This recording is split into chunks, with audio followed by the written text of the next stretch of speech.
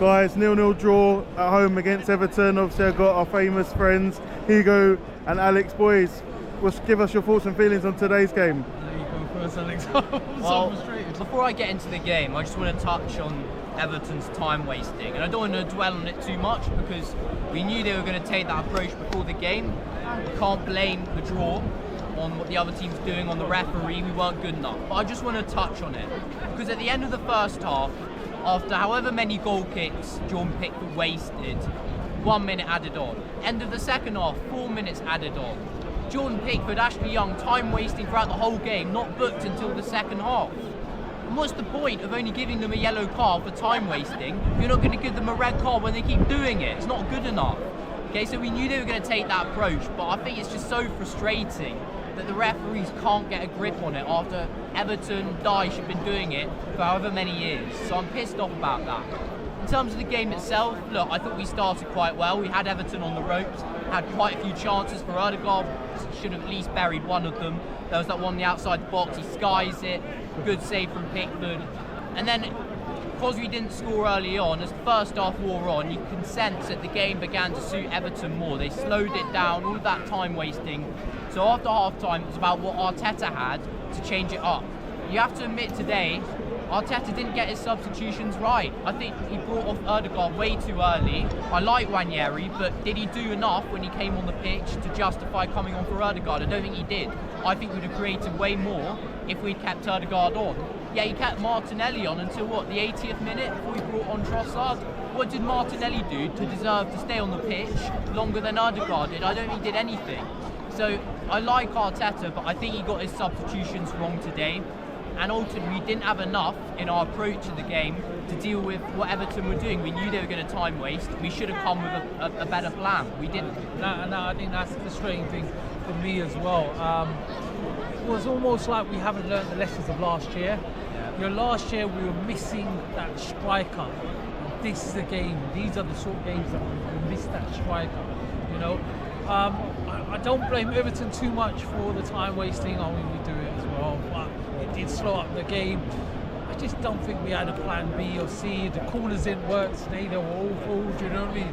What do we do? And these are the days where we need the striker. So it's just a really frustrating game. And it's one that, I don't know, is it going to cost us at the end of the season? Who knows? You know what I mean? It could be a point. I mean, Liverpool drew as well, which is the only good thing.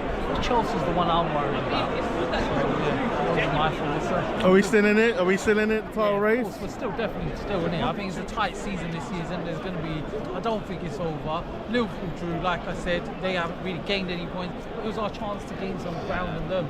That's the frustrating thing. Home game against Everton. I said to Robbie before we came to the game, I was walking up with him, 5-0, but I couldn't even get one. Oh, I don't know whether to laugh or cry. Do we have enough players? Do we have like enough squad depth to compete for the Premier League title? I don't think we do. I think I agree with you on the striker thing. The other thing is with the strikers we've got, Havertz and Jesus, we're not consistent with who we're starting. We're changing it up every game. We don't have that man who can start every game and you can rely on to bag a goal. And they've dropped form. Let's be honest, Martinelli's been awful last few games. Really, really bad. I mentioned this the other day to you. Ødegaard's been poor last 2 games. It was very poor. The passing was off it. I agree, perhaps we could have kept him on. Then Arteta haters will say, oh, you see, he doesn't give Ranieri a chance. He doesn't give... No, Ranieri had a chance. I mean, look what happened. Robinson's class. I love Ranieri. But it's not enough. It's not enough. I do think one thing that did play a part is that Everton didn't play last week. We've had 2 games since then. They looked fresher, they were solid, they were well built.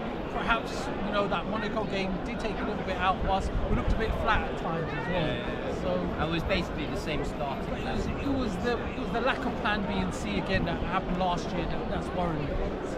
Obviously, boys, we move on to obviously Crystal Palace midweek Carabao Cup, and obviously then Crystal Palace away, obviously in the Premier League. How confident do you feel going into next week's game in the Premier League?